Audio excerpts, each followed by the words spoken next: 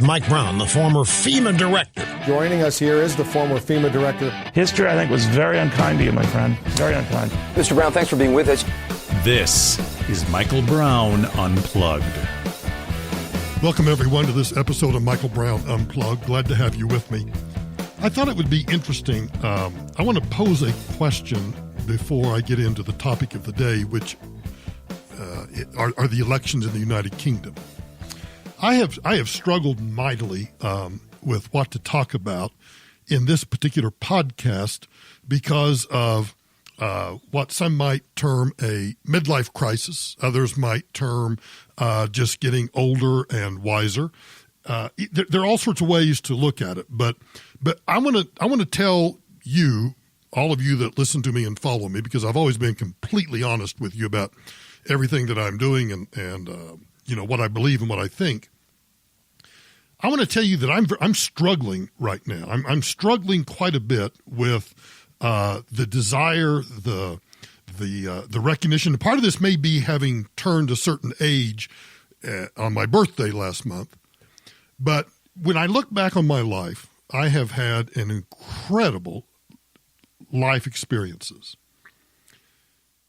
Going all the way back to, I don't want to make this into an autobiography, but this is actually what it may turn into, and I may never actually get to the topic at hand. But I want to get this off my chest, and I want you to email me, Michael Brown. No, don't do it. Don't email the iHeart address. Email me on the podcast address, michael@michaelbrowntoday.com.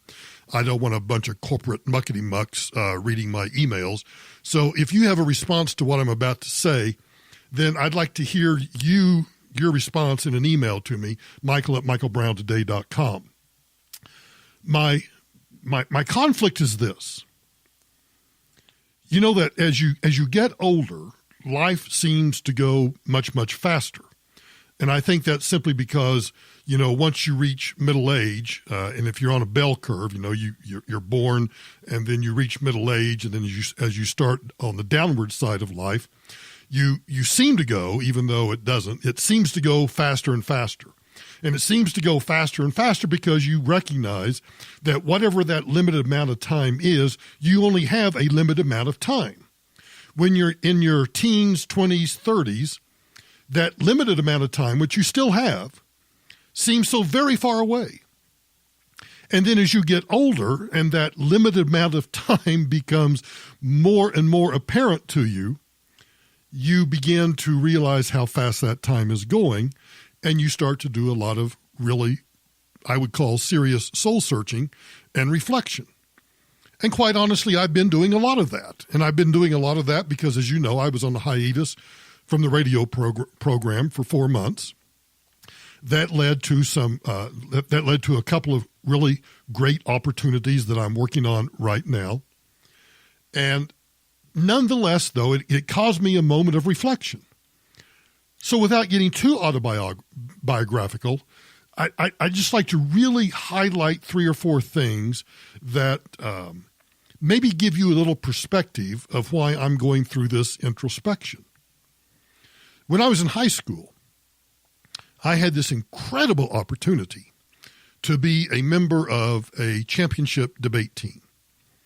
My debate partner, as I may have told you, you've probably heard me talk about him on the radio program, is a graduate of Princeton, a graduate of Harvard Business, worked in Silicon Valley for a long time. He and I last saw each other maybe a year or two ago when he was on his way to Oklahoma, stopped through Denver.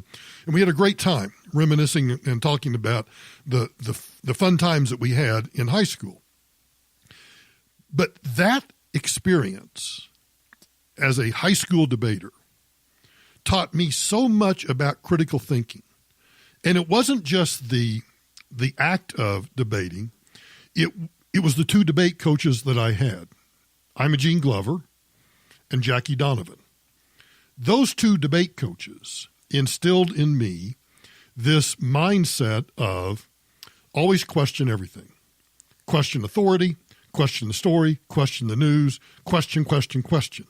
And part of that was because we were required. Now, the way debate worked when I was in high school, the National Association would come up with that year's topic. And you had a full year, if I recall correctly. I know it was at least a semester, but I think it was for the full school year.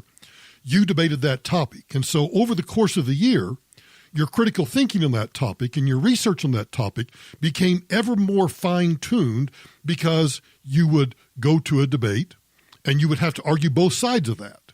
You would walk into the room and there would be, sometimes it would be scheduled out, sometimes it wouldn't, and you would have to debate whatever the proposition was. The proposition is the sun will come up tomorrow.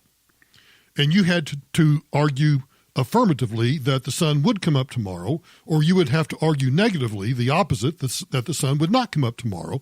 And then you would have to support that with research that you would do prior to that debate tournament. And over the course of the school year, over the course of that 180 days in school, of course, your research would become more and more refined because you would learn from other debaters. You would learn from the other side. You might pick up tidbits that you had missed, research sources that maybe you weren't aware of. And so it really instilled upon you in high school. God bless, I wish they still did this. It imbued in your head this way of thinking that said, okay, so somebody's telling me the sun's coming up tomorrow. Now, some people might say that this is a really kind of awful way to live. I think it's the only way to live. Somebody tells me the sun's coming up tomorrow. I immediately think to myself, why do you think that? How do you know? I don't necessarily believe you. I'm going to search out and see if there's any evidence that says that the sun is not coming up tomorrow. And I have carried that, and that has, some would say, that has carried through to every aspect of my life because I question everything. I question authority. That's probably why I'm more of a libertarian than I am a conservative. I butt heads with any time. I mean, it was me in Homeland Security. So the White House says we don't, they bring you over and they ask you about, hey, we're thinking about creating this department. We don't really want to do it. What do you think? Well, I tell them I thought it was the stupidest idea in the world. We shouldn't do it. The next thing I know, because Congress is going to create the Department of Homeland Security, the White House changes its mind and now says, well, now we're going to have to do it because if they're going to do it, we want to be in control of it and we want to mold it in our minds the way we want it, not the way Congress wants it. And so even though I was opposed to the department, now I'm in the middle of the creation of the department. So I'm constantly questioning, well, why are we doing it this way? Why are we doing it that way? Why don't we do it this way instead? And I think it serves me well. I think that thinking serves me well. I also think that because of my I've never been diagnosed with obsessive compulsive disorder, but I think sometimes I do perseverate and I do get stuck on something. And if I think that this is the way it should be, this is the way it should be, and I will argue that till I'm blue in the face. I think it made me successful as an attorney. If that was my position, I would argue that position vociferously, and I didn't mind. I quite enjoyed any time a judge would question, well, Mr. Brown, what you're supporting? What is your supporting legal research on this position? Well, Your Honor, I'm glad you asked. Bam, bam, bam, bam. And I would explain to the judge why I think that. And then, of course, the judge, depending on what, whether he was for or against, or some judges, I can think of I can think of two judges in particular who both I consider friends of mine, would nonetheless, whether they agreed with me or not, would continue to challenge me. And I think they were doing it simply for the fun of seeing how far they could get me to take the argument. And I absolutely loved that. In life, sometimes you don't know when to stop. And I think that's one of the problems. That's one of the personal traits that I have that is a negative trait, is that sometimes I don't know when to stop. And sometimes I don't know when that battle's lost and it's time to move on. So what does this have to do with this whole concept that time is going faster? Well, autobiographically, that debate team in high school led, of course, of me going to law school, which further inculcated in me this analytical way of thinking. always trying to look at both sides, a love of the Constitution, a love of the Federalist Papers, a love of the Declaration of Independence, a love of all of the things that made this country what it is in such a short period of time. Likewise, that love of country makes me vehemently opposed to those who would fundamentally change this country. And then my service in the Bush administration gave me incredible opportunities to serve and help people, to do meaningful things.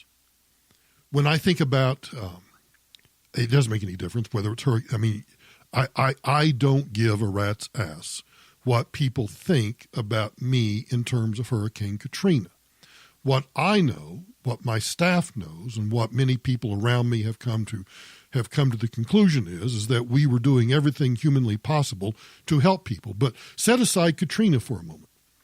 When I think about what we did as a representative of this country, what we did in the tsunami in 2004, what we did, and I don't talk about this very often, but when the earthquake hit Bam, Iran in, I think, 2002 or 2003, the FEMA disaster medical teams, a couple of urban search and rescue teams, a bunch of them were the first Americans to go to Iran since the hostage crisis.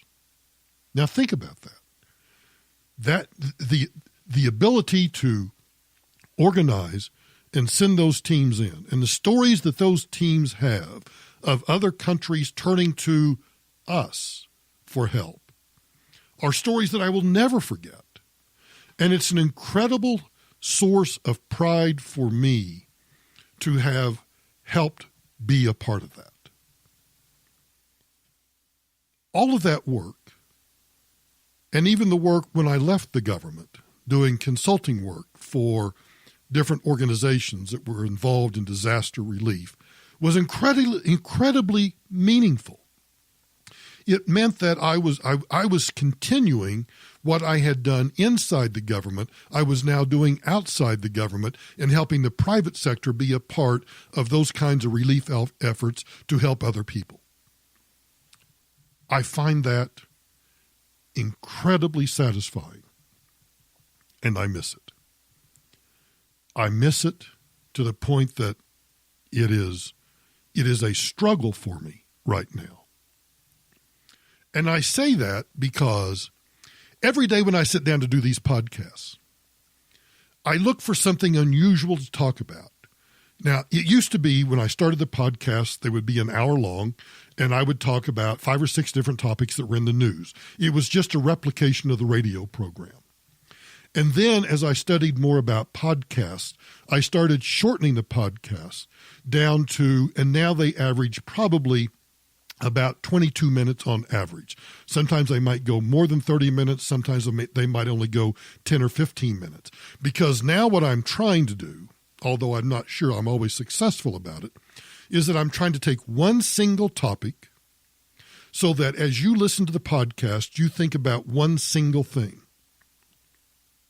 And then you can apply critical thinking to whatever it is I have thrown out there for you to think about.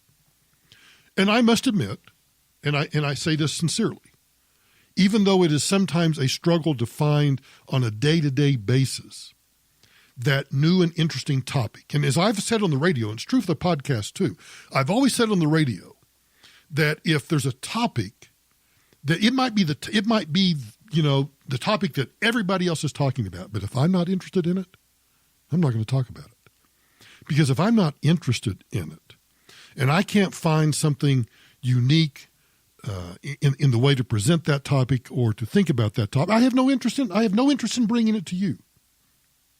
Because if I have no interest, I can't be passionate. I can't be riled up about it. I can't be inquisitive about it, and I can't help you be inquisitive about it. And right now, with these political battles going on, I find myself a political animal being turned off by it more and more and more.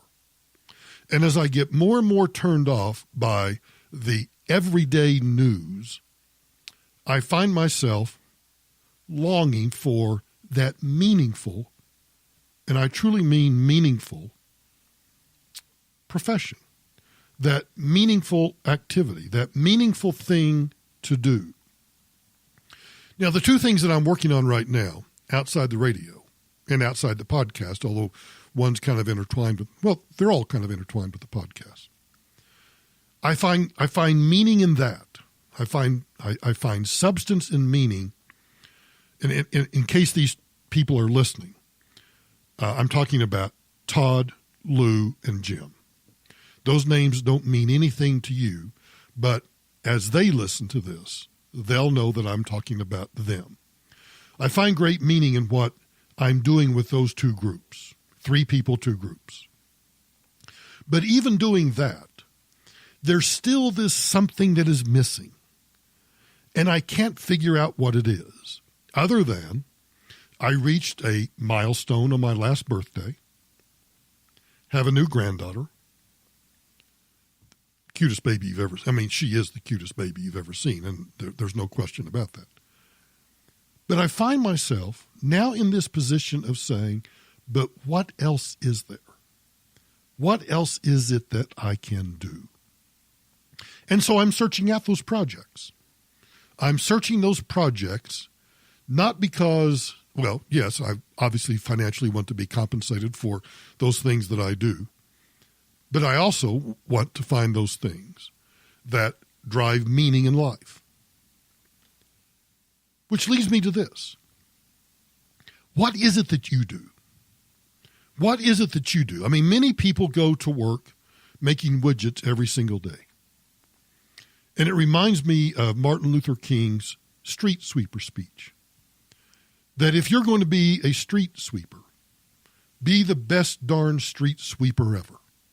I know many of you have heard the speech on the radio, but I think it's worth listening to again for just a moment. What I'm saying to you this morning, my friend, even if it falls your lot to be a street sweeper, go on out and sweep streets like Michelangelo painted pictures.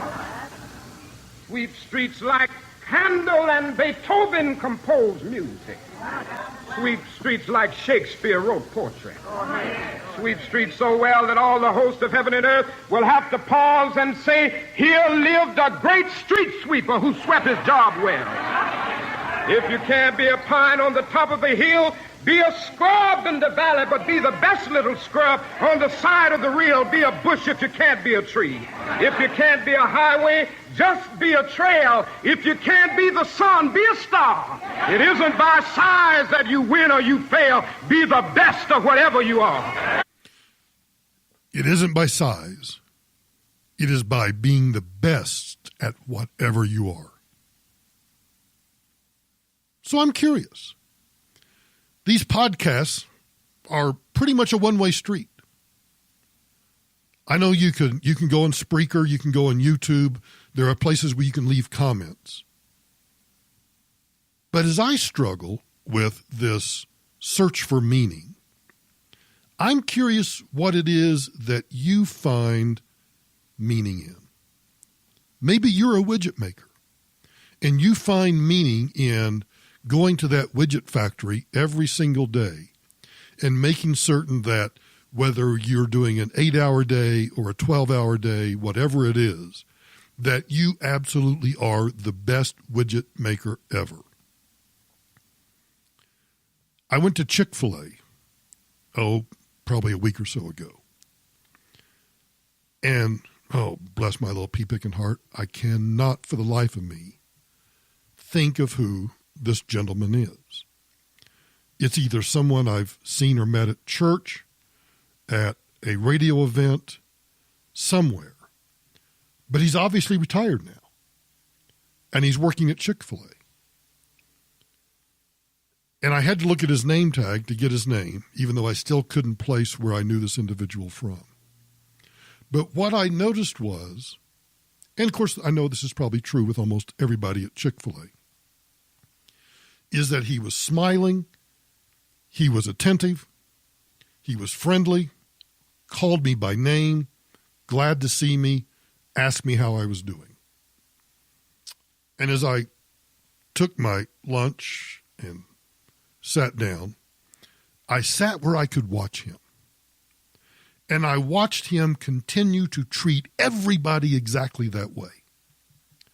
And I thought to myself, whoever the manager of that particular Chick-fil-A is, they have found a golden employee. And he will probably be able to work there as long as he wants to. Because he's the best damn Chick-fil-A counter guy that I've run into. He would have made Martin Luther King proud. So my question is, and I'm not going to do the UK. I'll do the UK elections tomorrow. They're not for a couple of days. I can hold off on that. But I've kind of bared my soul about this struggle that I'm going through. And so I would like to know from you, what is it that you find meaning in? What is it that, whatever it is you do, I'm always curious about people that listen to the podcast or the radio program. What job do you do? Why do you do that? How long have you been doing it? What satisfaction do you get from that job or that career? Job, career, part-time, full-time, whatever it is that you're doing. Maybe nothing at all. Maybe it's just all volunteer work. But I want to know. Because I think that knowing what you are doing and what you are finding meaning in is the kind of thing that will help other people find meaning in. How will they know that? I certainly won't give out your name. I won't give out any identifying information. But I would like to share with other people that listen and subscribe to this podcast what it is that the other people that listen to this podcast, what it is that you do, and what it is that you find meaning in, what it is that gives you satisfaction. It's just my natural, some people would call it nosiness. I think it's curiosity. So email me, michael@michaelbrowntoday.com, and answer that question. Thanks for listening, and we'll talk about the UK elections tomorrow.